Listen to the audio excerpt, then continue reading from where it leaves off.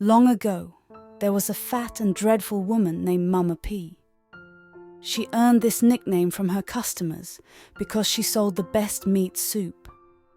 Her meals were always fresh and of the highest quality in the market. Every Sunday, she would arrive with large pots, and soon villagers would gather around her.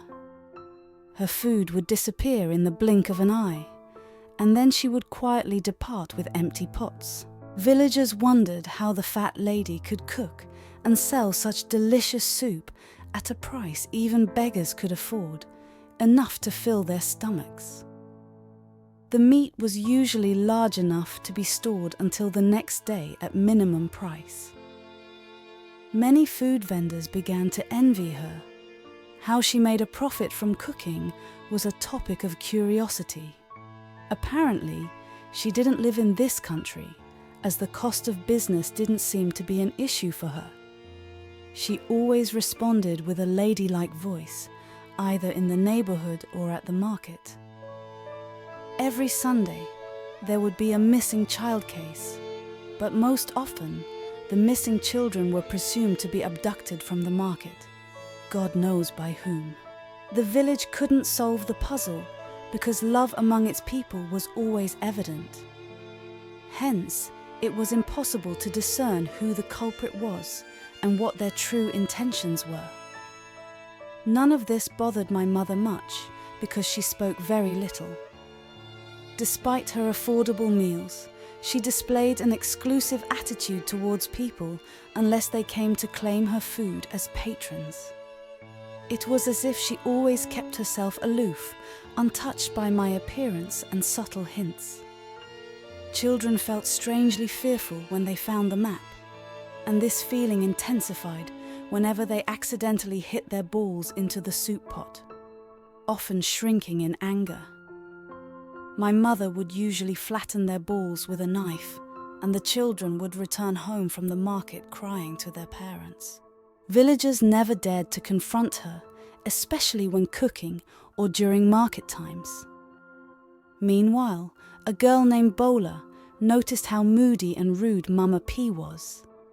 And despite her mistreatment of villagers, she wondered how Mama managed to assert dominance over them. One evening, when daily sales were done, villagers decided to follow her.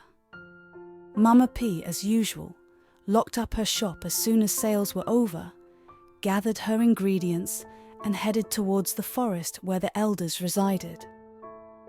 The village had already warned their children against the forbidden forest. The forbidden forest had many terrifying versions. One version suggested that the forest was where the evil spirits of villagers gathered, along with other inexplicable, dreadful scenarios. Bola watched Mama P's entry into the forest. She was surprised to see her heading there, knowing how terrifying it was. Amidst her chaotic thoughts, Bola tried to walk on tiptoes out of fear while following her mother. Though she wanted to ask directly, her mind was filled with questions that her mother couldn't possibly answer. As her mother walked faster, Bola followed suit, carefully stepping on her tiptoes to avoid detection.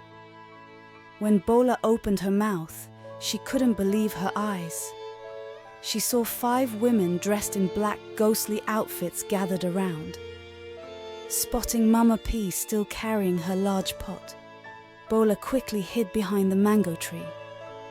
She watched as the women greeted each other and overheard discussions among them, including how to share the money Mama earned from her food business and how to abduct more children from the community.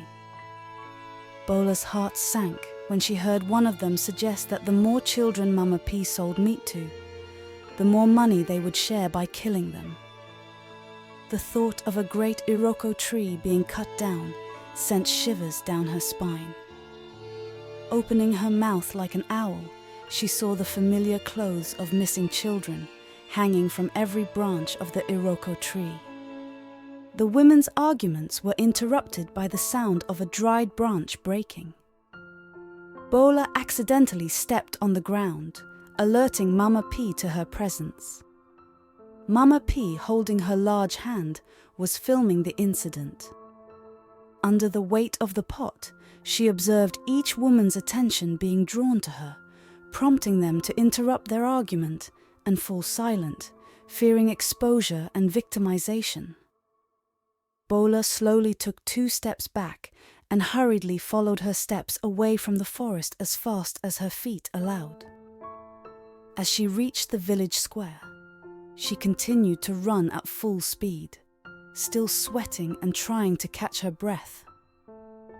With an expression indicating she had seen something unusual, she recounted what had happened to the village king.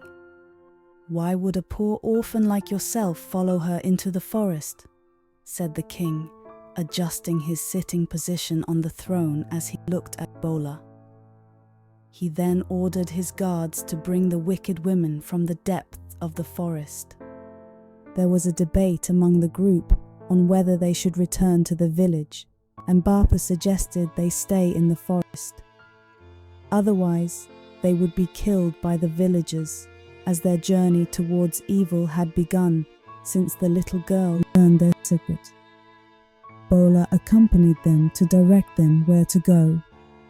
When they reached the forest, where Mama P and her accomplice were hiding, guards approached them and dragged them out, binding their hands. They were treated like slaves and severely beaten. They gathered their belongings. They saw all the children's clothes hanging on the trees. Finally, they were dragged to the village square, where all the villagers had gathered, witnessing this horrific scene. The king was initially astonished when he saw the clothes of the murdered children. But then he realized the magnitude of the disrespect done in these lands by Mama P and her wicked accomplices. Some villagers who had eaten Mama's food began to cry, and others regretted that the parents of the children Mama P had killed were not crying out in great pain. The king then ordered the villagers to stone them to death, because they didn't deserve to live, thanks to the bond that saved the community and their bravery. The lesson of this story is to be mindful of what you eat, and never to kill anyone in place of an animal. Thank you for watching. Please subscribe to our channel and turn on the notification bell. Share the bell below for more videos and leave a comment. See you in our next video. Goodbye.